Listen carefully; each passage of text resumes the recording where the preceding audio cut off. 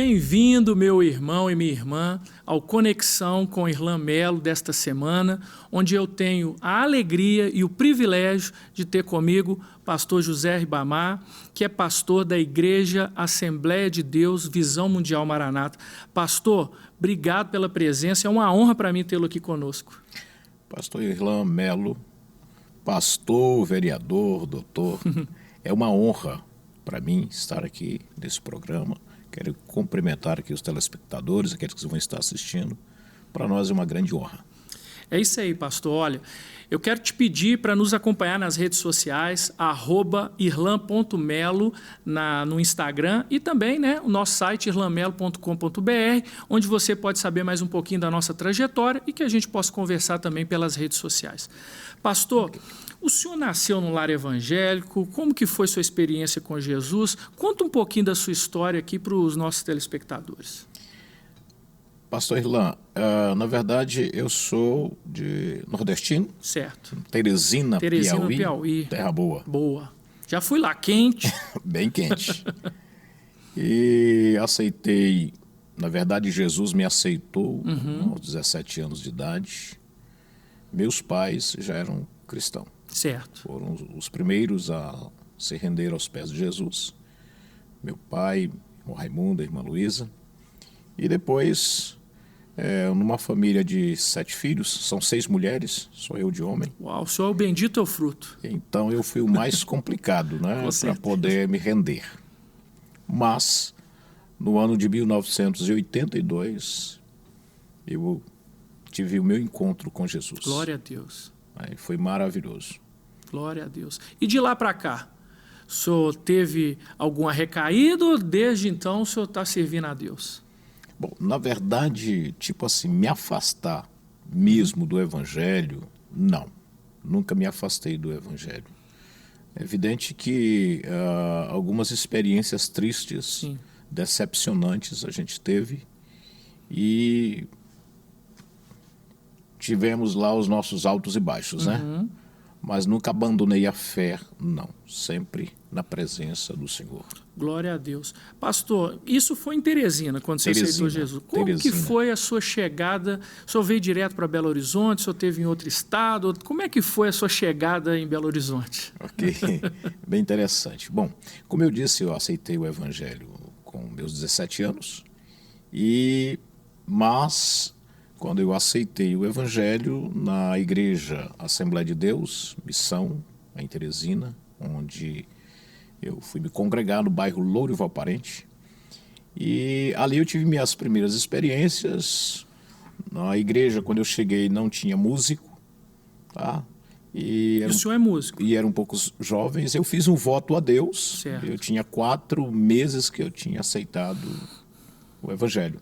Fiz um voto a Deus que se o Senhor me ensinasse a tocar, eu tocaria para Ele para o resto da minha vida e não tocaria nenhuma música profana. Amém. E eu fiz um voto. Com 30 dias eu estava tocando. É mesmo? Glória a Deus. 30 dias eu estava tocando, 6 pessoas cantando, jovens da igreja, eu novo convertido, mas também já estava tocando. E depois disso ensinei outros e a gente montou uma banda na igreja, Certo. 1983 foi o primeiro aniversário de um musical que a gente tocava na igreja, chamado Novo Alvorecer. E daí então outras experiências eu pude viver. Foram quase 12 anos trabalhando com juventude nessa mesma igreja. Depois disso veio outras experiências. Mas nesse tempo o senhor foi consagrado ao ministério pastoral? Não, ainda não? Não. O senhor continuava na igreja? Só liderança de jovens na igreja. Certo. Só liderança de jovens na igreja. E os anos foram passando.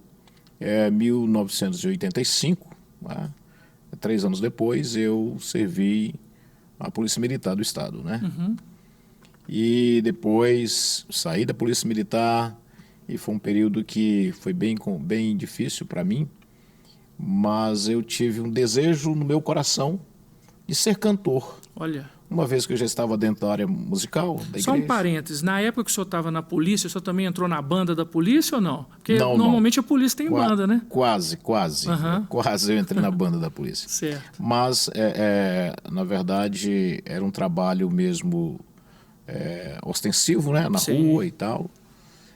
Mas aí eu saí da Polícia Militar, pedi baixa e ingressei na área da música.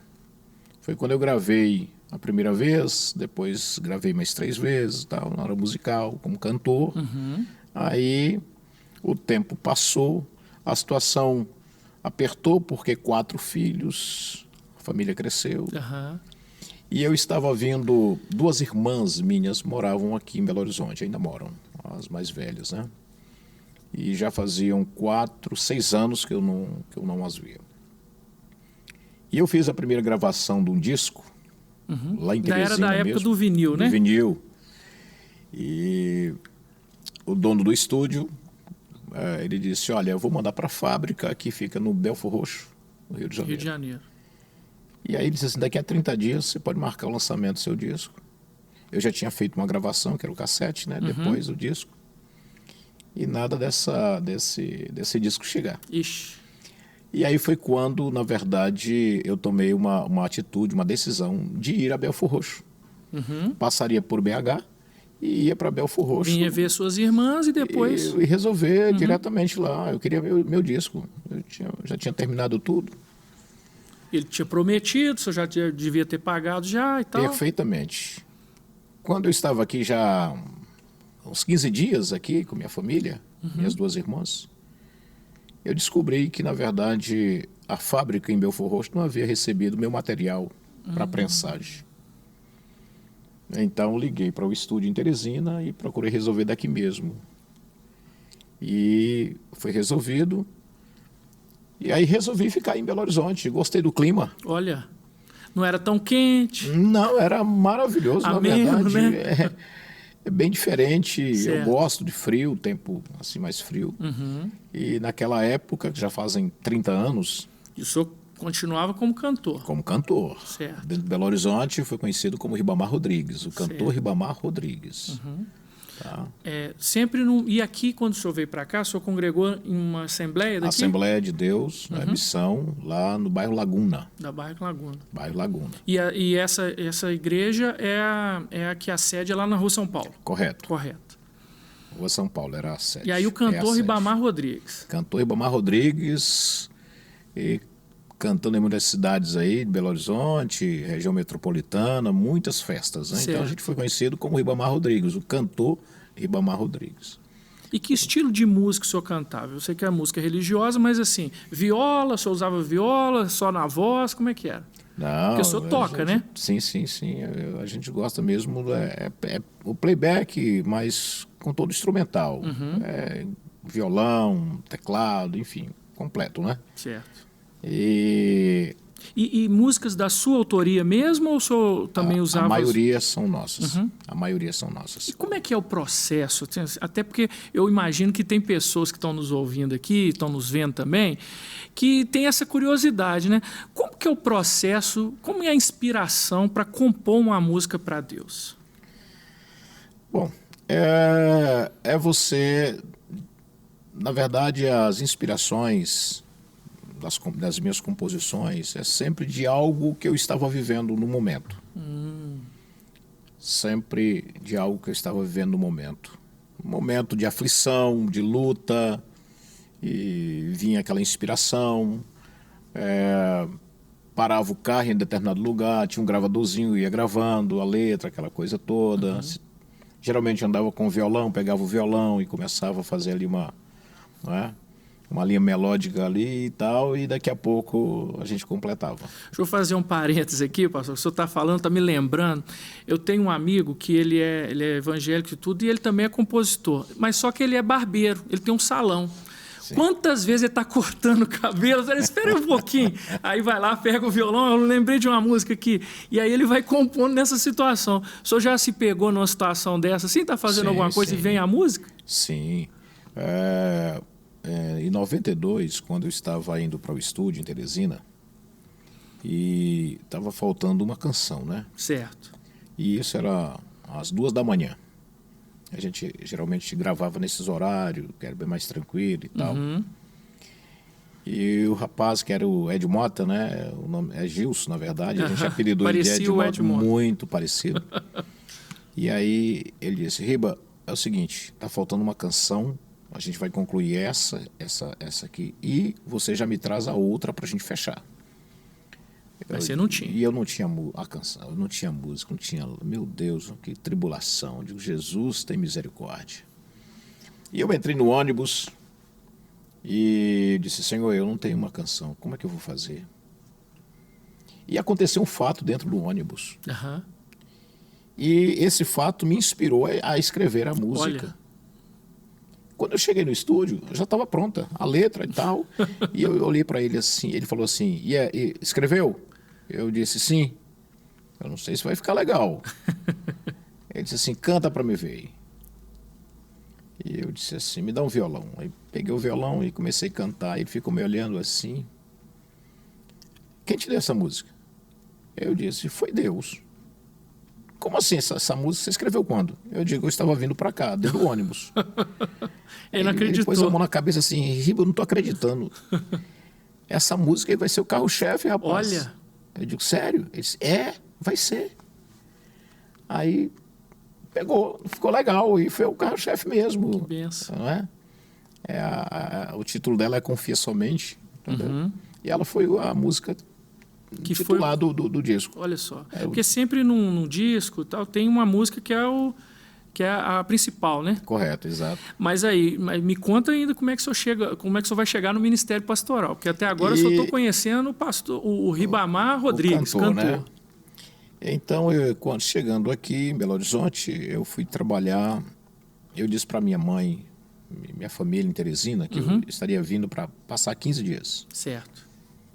Eu era líder de mocidade lá na minha igreja. Então eu vinha para passar 15 dias.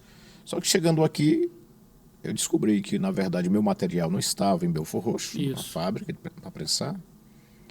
E meu cunhado, ele trabalhava numa empresa, ele era auxiliar administrativo, sacolão.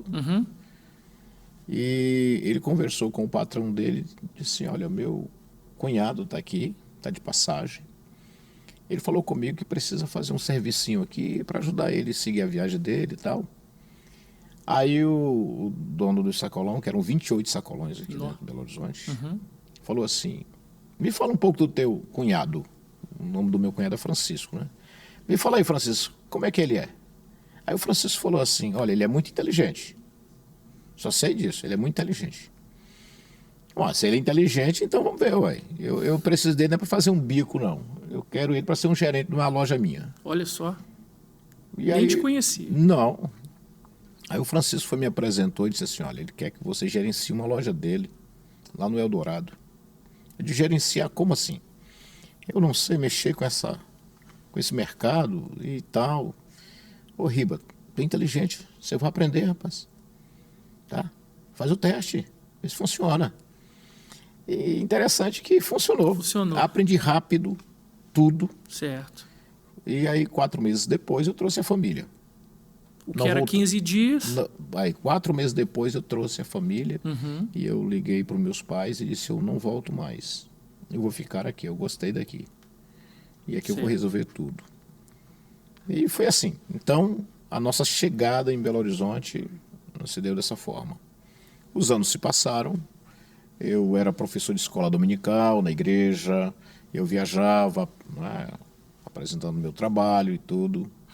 Participei da Donep, 2 anos dentro do SEASA. Eu tive portas abertas, muitos empresários conheceram o nosso trabalho e me abriu portas, graças a Deus. E depois, os anos se passaram, eu estava dentro do SEASA, trabalhando, e uma pessoa chegou e disse assim, você é Ribamar, né? Ribamar Rodrigues. Eu digo, sim, sou eu. Isso é interessante, rapaz, eu tenho uma palavra de Deus para falar para você. Olha só. O senhor nunca tinha visto a pessoa? Não. Primeira vez. Ele disse assim, então tudo bem, se é a palavra de Deus é coisa boa, então pode falar. Ele disse assim, olha, eu te trouxe para cá num tom profético. Ele disse assim, eu te trouxe para cá para você conhecer todo tipo de pessoas. Aqui dentro do SEASA você vai conhecer todo tipo de pessoas. Mas eu estou te preparando para uma grande obra. E o teu tempo aqui terminou. Eu já estava quase 9 anos trabalhando no mercado, né? E depois fui vender lanches dentro do Ceasa e fiquei bastante tempo nisso. Certo. E eu disse, meu tempo aqui terminou. Ele disse, seu tempo terminou.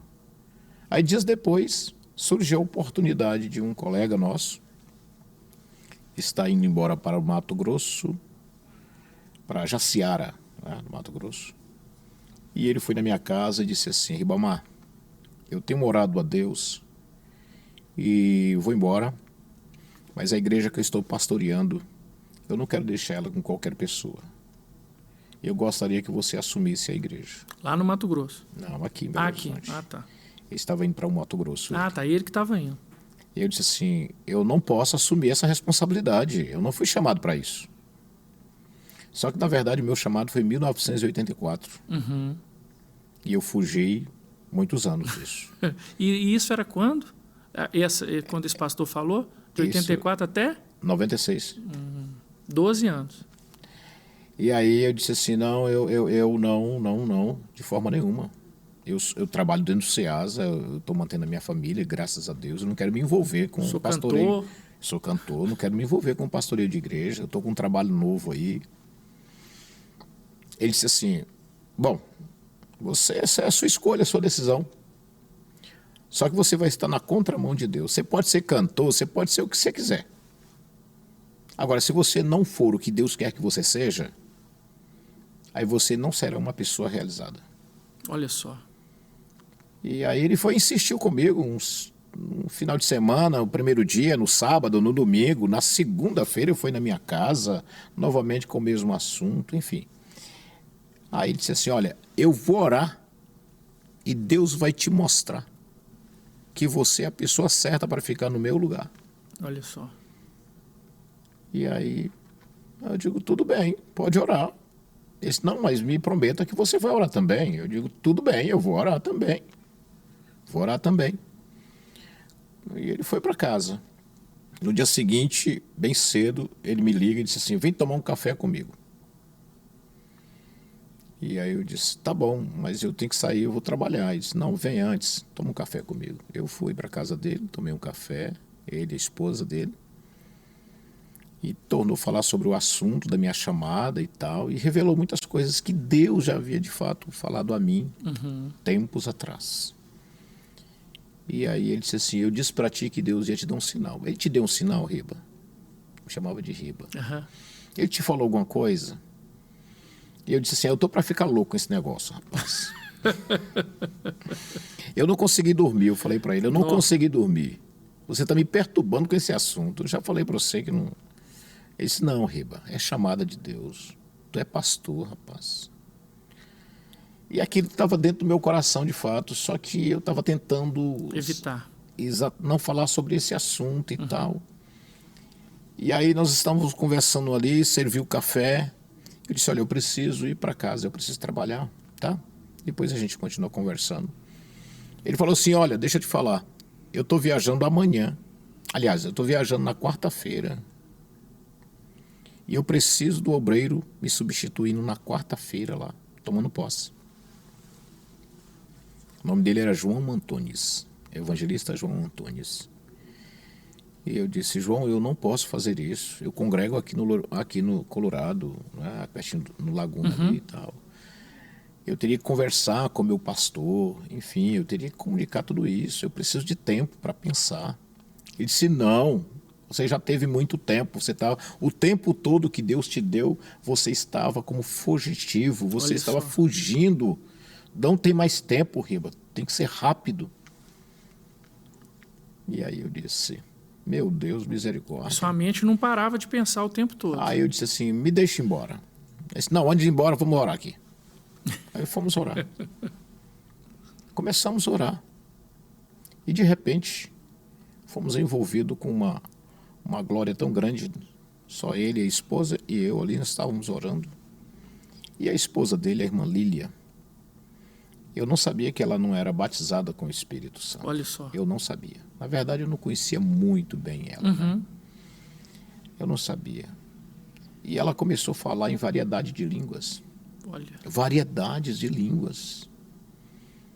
E eu comecei também, fui renovado ali, também orando, Senhor, tem misericórdia, Senhor, confirma isso no meu coração, se não, tira isso eu não quero isso, eu não quero, Senhor, eu não quero estar na dúvida, etc. Quando terminamos de orar, a irmã continuou falando em variedade de línguas.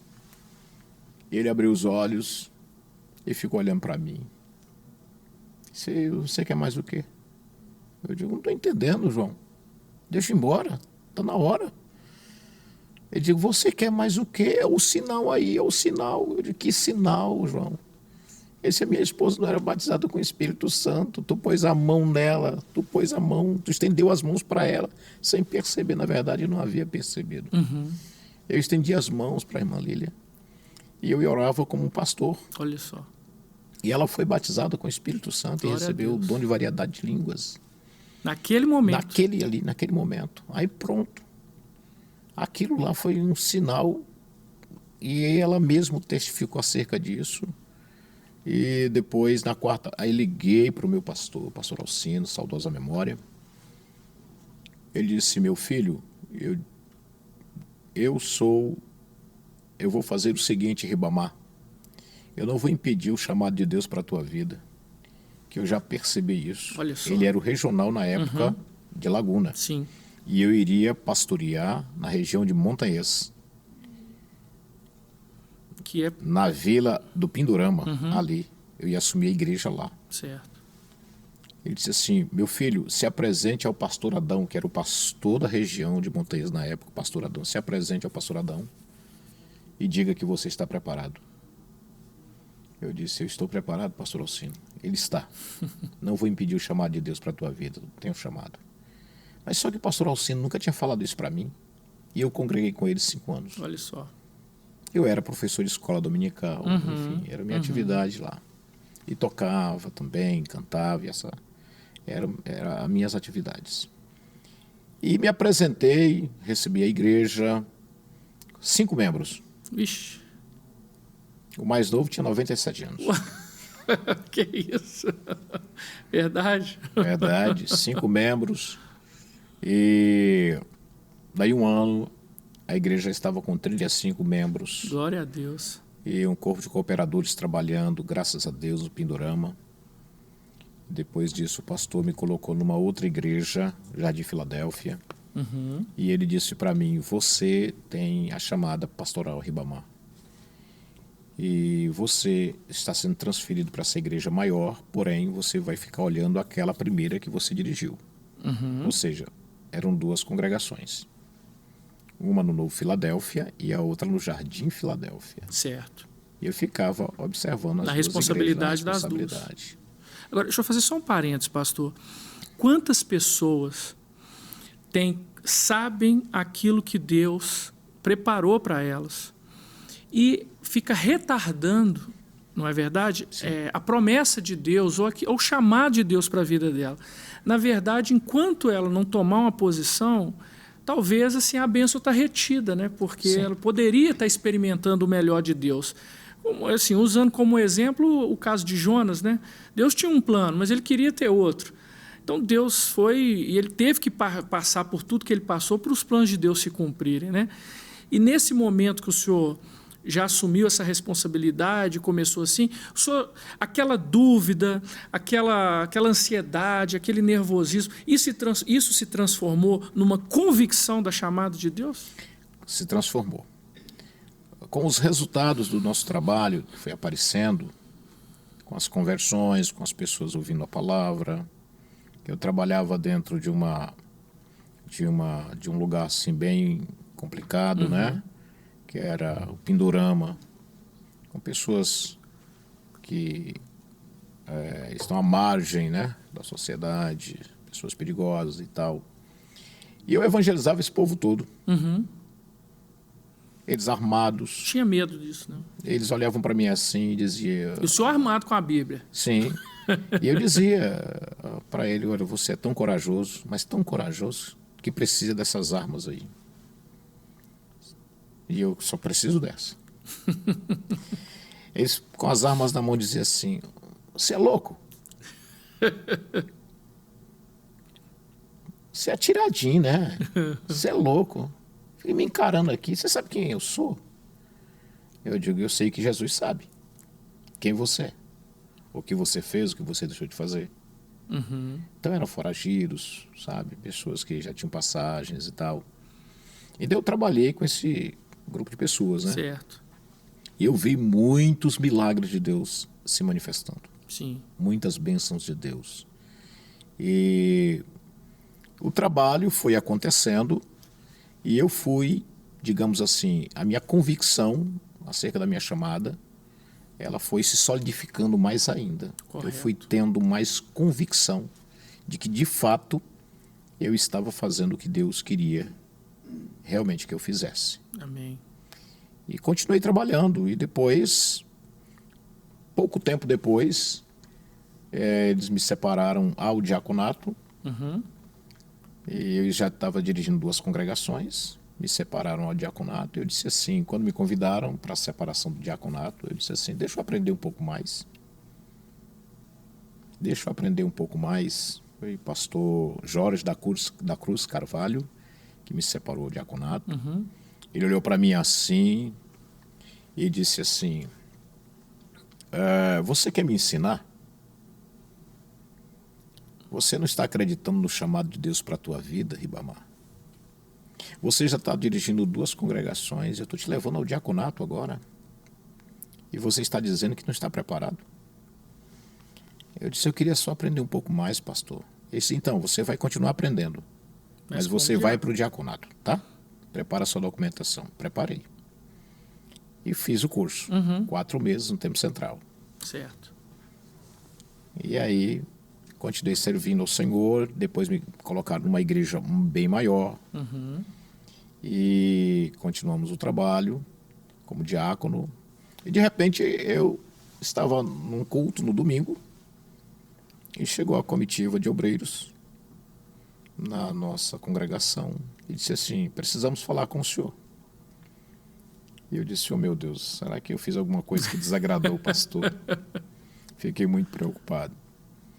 Ele disse assim, preocupa não, Ribamar. Estamos aqui, uma visita. Missão de paz, né? Viemos em paz falar com você. Porém, você vai ter que fazer uma decisão. Fazer uma escolha. Eu digo, tudo bem. O que está acontecendo? Ele disse assim, ou você é cantor ou você é pastor. A comitiva que foi conversar comigo já foi assim. Ou você canta ou você pastoreia.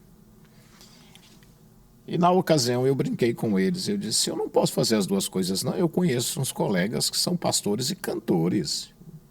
Me deixem cantar também. Não, você vai ter que pastorear. Eu disse, tá bom, então eu fico pastoreando. Foi um grande desafio para mim. Eu tinha trabalhos novos, né? CD, eu tinha gravado recentemente. Eu tinha gravado recentemente, depois do disco, um CD. Certo. Eu já fiz ele aqui em Belo Horizonte. E aí fomos, então, pastorear. Continuamos pastoreando essa igreja. De 1 ano depois, o pastor regional me chama novamente e disse, Ribamar, eu quero você agora como um presbítero da igreja. E eu disse assim para ele, meu pastor, para mim é uma honra esse convite, mas eu fui separado do diaconato recentemente, meu pastor. Ele disse assim, pois é. E havia um critério, e ainda existe esse critério, Assembleia de Deus, missão, talvez não tenha mudado esse critério, de que se você é um diácono, 3 anos depois é que você pode ser apresentado para uma consagração ao presbitério. Enfim, há um período que você precisa ficar em observação, né? E eu disse, eu fui recentemente separado ao diaconato. Ele disse, mas eu quero você como presbítero. Eu disse, o Tempo Central não vai aceitar a documentação, pastor, que eu tenho que colocar lá a data que eu fui separado ao diaconato. Ele disse, manda a documentação, por favor. E eu preparei novamente a documentação, tudo que precisava, e levei ao Templo Central para a secretaria. Certo. Chegando na secretaria do Templo Central, pastor Alderico, que era o secretário, olhou para mim. De novo, ele falou assim. Estava muito recente, né? De novo? Eu disse, sim, senhor, meu pastor. Me mandaram para cá novamente. Bom, quem pode impedir os planos de Deus? Uhum. Pegou as documentação e você está no curso, ao presbitério. E fui consagrado num ano depois ao presbitério. Assim que terminou a consagração, o pastor regional disse para mim, a razão por que eu te consagrei ao presbitério, primeiro porque você tem uma chamada pastoral. Certo. E eu quero ter a honra de participar disso da tua vida. Eu disse, amém, pastor. Obrigado. Ele disse, mas agora se despeça da igreja que você está dirigindo. Já vou te levar para um outro desafio. E aí você vai assumir a sede da região, que é aqui na Pedro II, na época era Pedro II aqui, a sede da regional toda, né? Eram 21 igrejas, região de Montanhês. E eu assumi o setor, a região toda era dividida em 4 setores, eu assumi o setor com 7 congregações. Certo. Todas elas tinham obreiro, mas estava sob a nossa supervisão. Eram 7 congregações. E aí, o presbítero Ribamar dirigindo a sede do Montanhês. Depois disso, fui evangelista, já na região de Lagoinha, e depois ao ministério pastoral, né?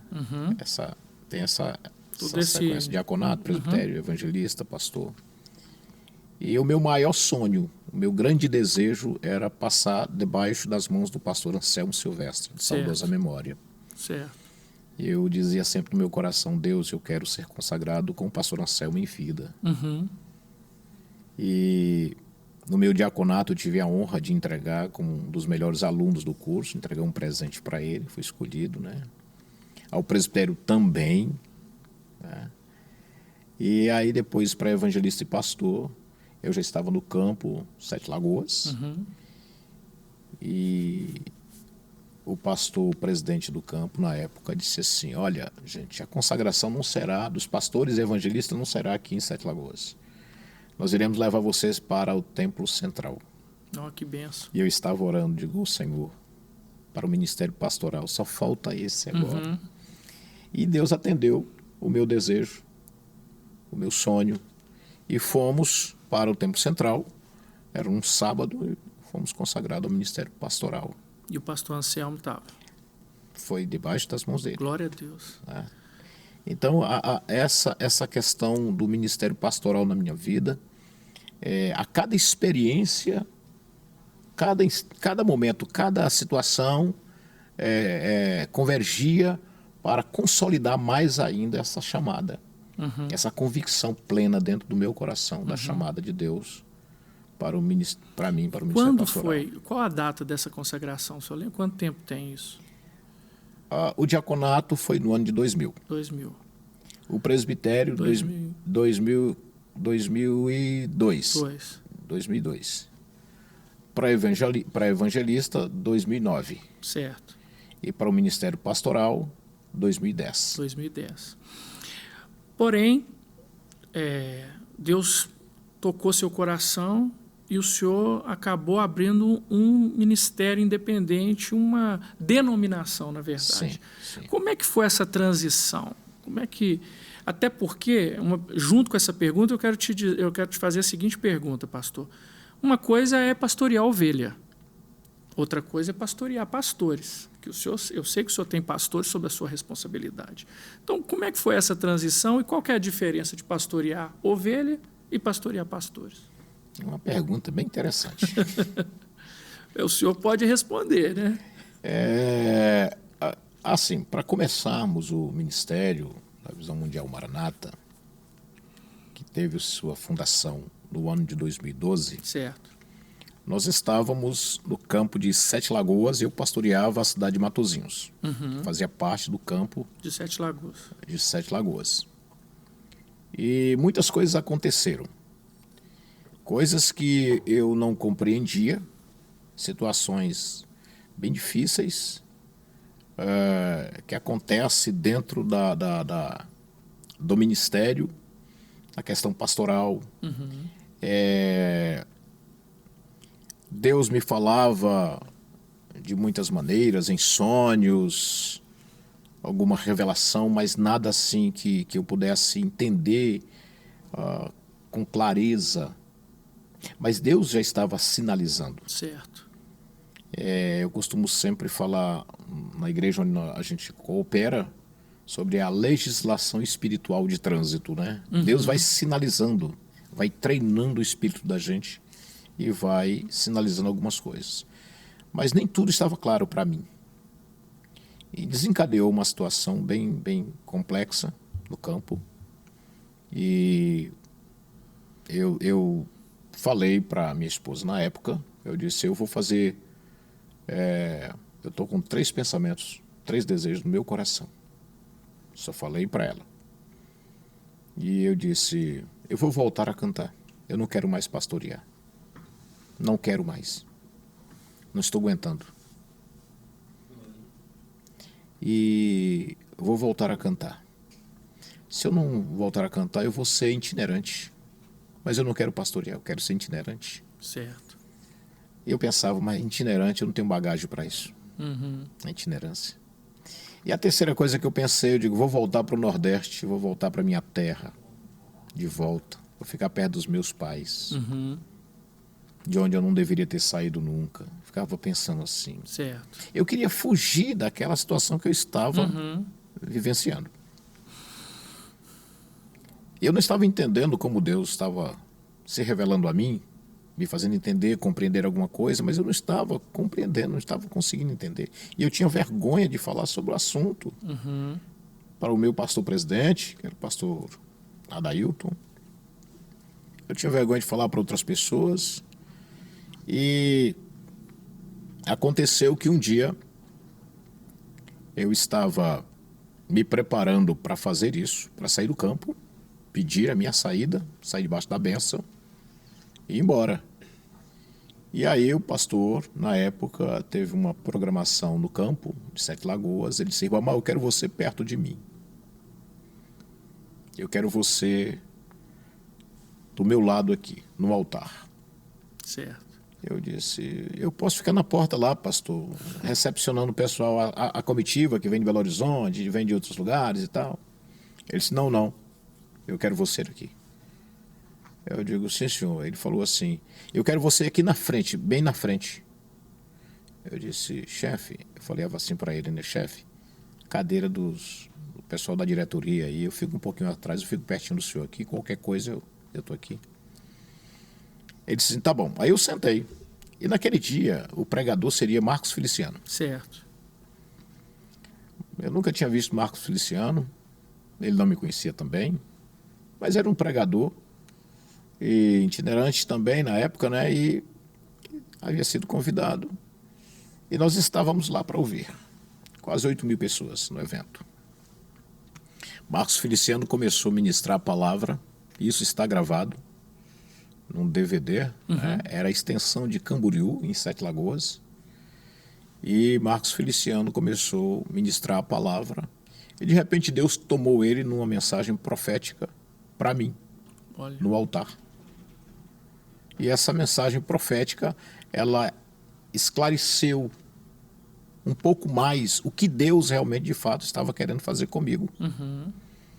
Ele disse assim, o conteúdo da mensagem profética, você que está me assistindo já deve ter ouvido também esse DVD, pastor Marcos Feliciano profetizando. Ele disse assim, eu vou te dar o que dei a poucos homens no estado das Minas Gerais. Tu vais sofrer, vão te humilhar, mas eu vou te dar. Olha. Hoje eu mudo o teu ministério. Na frente de todo mundo. De todo mundo. Hoje eu mudo o teu ministério. E aquilo foi realmente extraordinário. Eu digo, Deus. E logo depois daquilo desencadeou uma perseguição, um ciúme, uma coisa bem desagradável. Mas eu fui para a oração. E logo em seguida deram um jeito de me tirarem do campo. mandaram eu arrumar minhas malas, Certo. porque eu estava indo para um outro campo.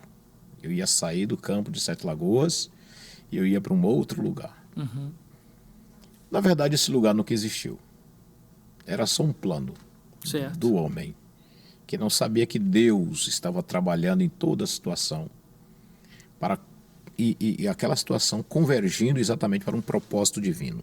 Certo. Porque tem hora, você que está nos assistindo, tem hora que Deus aperta realmente. Com certeza.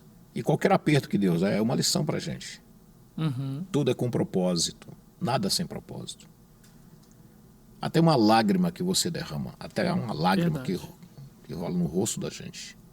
Se for para uma aflição, numa permissão de Deus, ou numa vontade exclusiva de Deus, aquilo vai redundar para a bênção, Sim. para as nossas vidas. Todas as coisas cooperam, né? Cooperam para o bem dos que amam a Deus, é o que está escrito, né? E preparei as minhas coisas, disseram assim, o caminhão vai chegar na porta aí, tá? Vai pegar a tua mudança. Você vai para Belo Horizonte, de Belo Horizonte você vai para a cidade que já está definido, o lugar onde você vai. Eu digo, sim senhor, tudo bem. E eu vim para cá, Belo Horizonte, me deixaram ali no bairro Dom Bosco. Certo. E fiquei aguardando, né, a minha mudança ir para o campo onde eu iria pastorear, de fato, né, o que havia sido prometido. Mas nada disso aconteceu. Na verdade, não era para acontecer. Era Deus trabalhando tudo. E todos que estavam envolvidos não imaginavam que Deus estava trabalhando naquilo tudo. Sim. E quando foi no dia 15 de março de 2012, eu estava orando já 72 horas. Jejum, oração, leitura da palavra. Eu queria que Deus falasse comigo diretamente, de forma clara, o que Ele realmente queria. E aí o Senhor falou comigo. Ele disse, levante-se, eu tenho pressa. Essa foi a primeira expressão. Certo. Eu ouvi isso, como você está me ouvindo aqui, eu estou te ouvindo, com muita clareza. Levante-se, eu tenho pressa. Eu me levantei, olhei, estava de joelho, debruçado sobre a cama, e olhei, eu disse, o senhor tem pressa? Como assim? O que o senhor quer que eu faça? Aí ele disse assim, que era para me providenciar minha documentação, me dirigir à presidência da igreja de Belo Horizonte, me apresentar lá e pedir o meu desligamento. Sair debaixo da bênção. E assim fez. Mas eu disse para Deus, naquela ocasião, eu disse para Deus, Senhor, eu não posso fazer isso sozinho. O Senhor vai ter que convencer aquela lá, que era minha esposa. Na época, a Joelma, né? Saudosa memória. Ela estava fazendo um café bem cedo. E eu disse, o Senhor vai convencer ela. Então eu não vou. Não faço. Não posso fazer a obra sozinho. E ela era bem radical, era bem firme, bem decidida. E aí eu levantei e fui em direção a ela e disse assim, Deus falou comigo. E ela disse, falou o quê? Ele falou que tem pressa. E ela disse, de quê? Eu digo, certamente eu vou fazer a obra do Senhor, mas nós estávamos fazendo riba, nós estávamos fazendo a obra tal. Aí eu disse, pois é, mas ele falou que é para me fazer uma carta De desligamento. e apresentar a presidência da igreja. Ela disse assim, então faz o seguinte, eu estou contigo. Eu creio que você é homem de Deus e eu sei que você não está fazendo coisa errada. Faça que eu estou contigo. Eu te apoio. E assim fizemos. Então, dia 15, apresentei minha carta, meu pedido de desligamento. E logo em seguida, quando eu apresentei a carta, o senhor já me deu o nome do ministério. Me deu, eu estava saindo aqui do bairro Dom Bosco, onde as minhas coisas estavam. Estava indo para o Floramar e dentro do carro. Eu já te... Como se fosse da música lá, né? Dentro do carro, o senhor colocou o nome da igreja no meu coração. Entendi. E eu brinquei com a minha filha, a Jéssica, que estava comigo no carro. Eu disse, o nome da igreja vai ser Assembleia de Deus Visão Mundial. Na época não tinha o Maranata, né? Não tinha colocado. A minha filha disse, pai, o senhor vai abrir o ministério? Eu disse, eu estou brincando com vocês.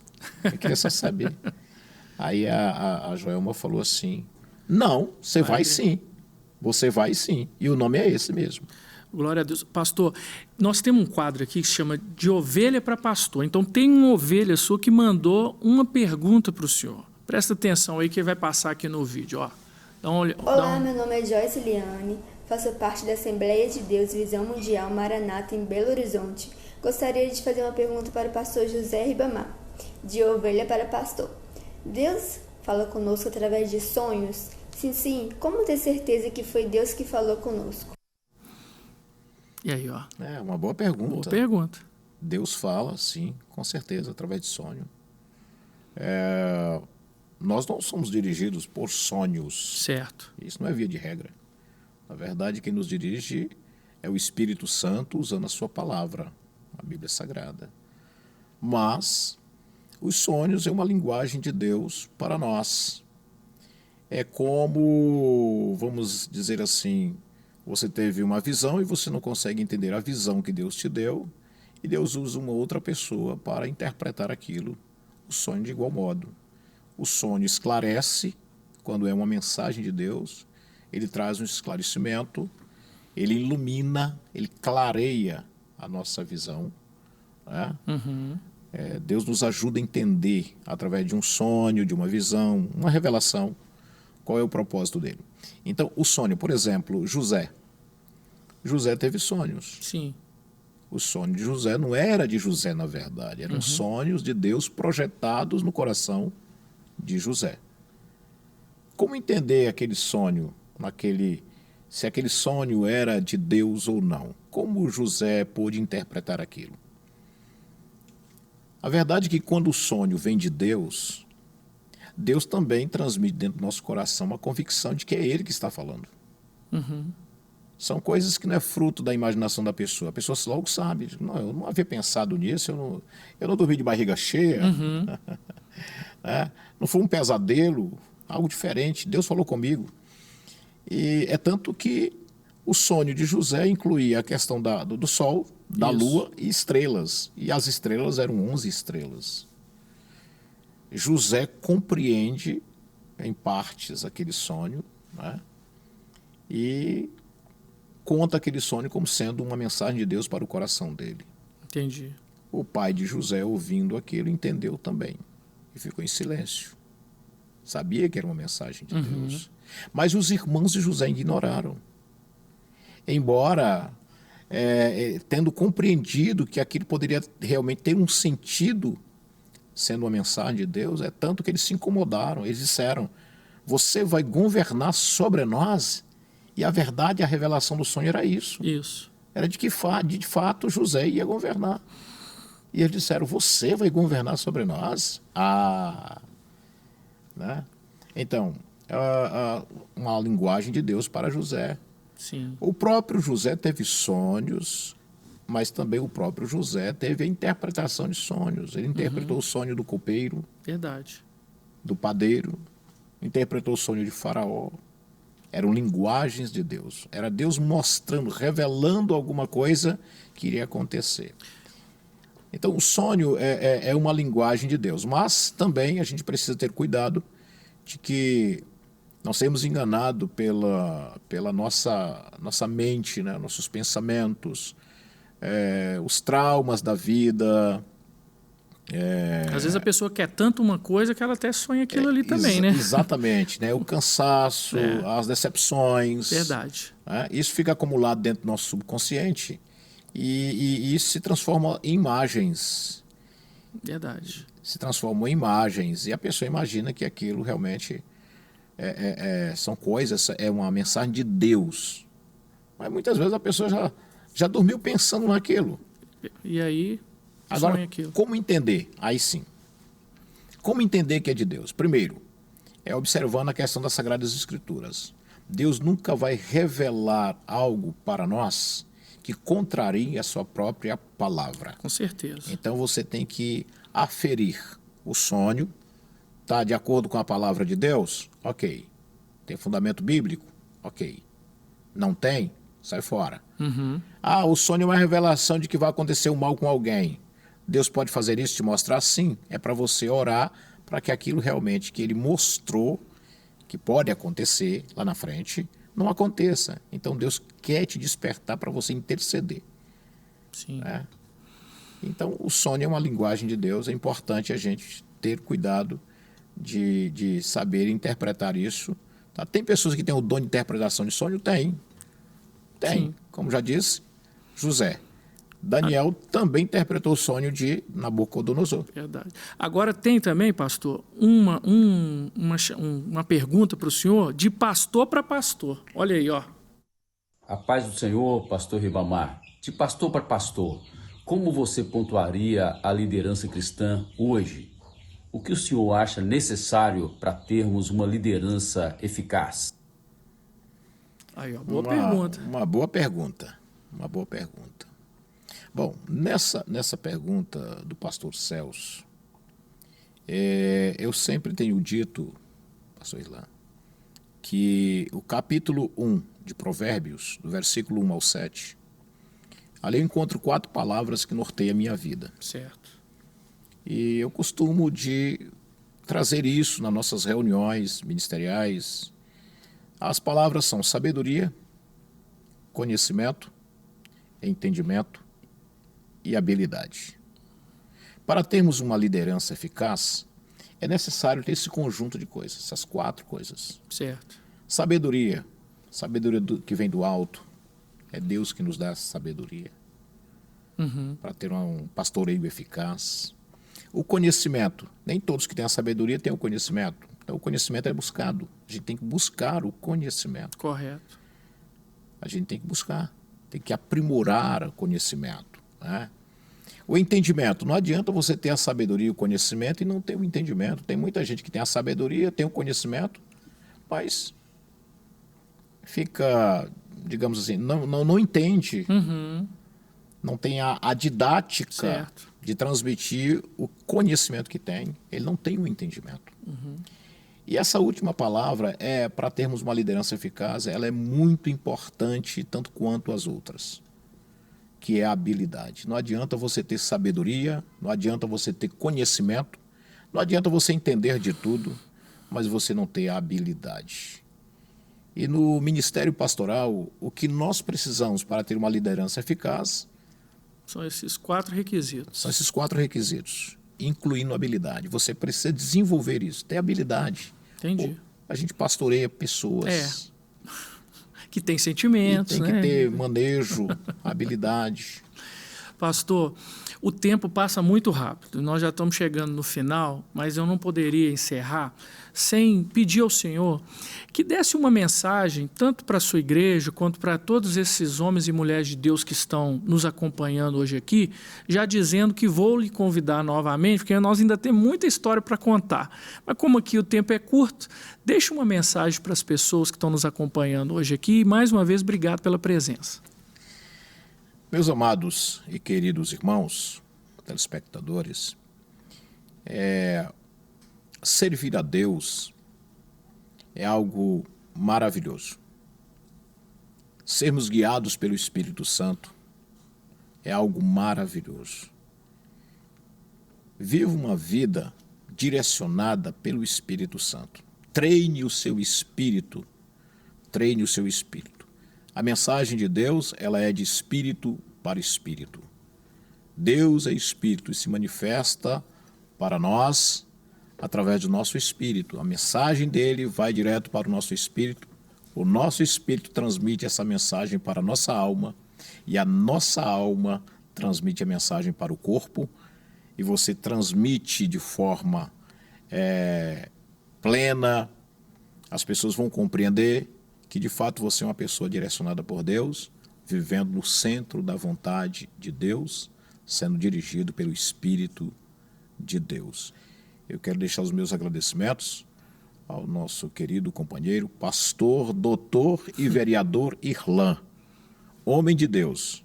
Glória a Deus. Homem de Deus, homem que tem exemplo, pessoas que realmente têm sido um canal de bênção para as nossas vidas. Amém. E eu quero te agradecer por esse espaço aqui, por Obrigado. esse momento honroso aqui, estar representando aqui o nosso ministério todos os nossos obreiros. Para mim que foi uma bênção, as portas estão abertas e em breve a gente retoma esse bate-papo aí. Quero agradecer você que está nos acompanhando desde o início. Eu tenho certeza que, assim como eu, você aprendeu muito aqui, principalmente de constância, né? De ouvir a voz de Deus e de fazer aquilo que é a vontade de Deus para a sua vida. Que Deus te abençoe, abençoe sua semana, abençoe a sua família, que Ele te dê alegria e prosperidade. Um forte abraço e até a próxima semana aqui no Conexão com Irlan Melo. Deus te abençoe.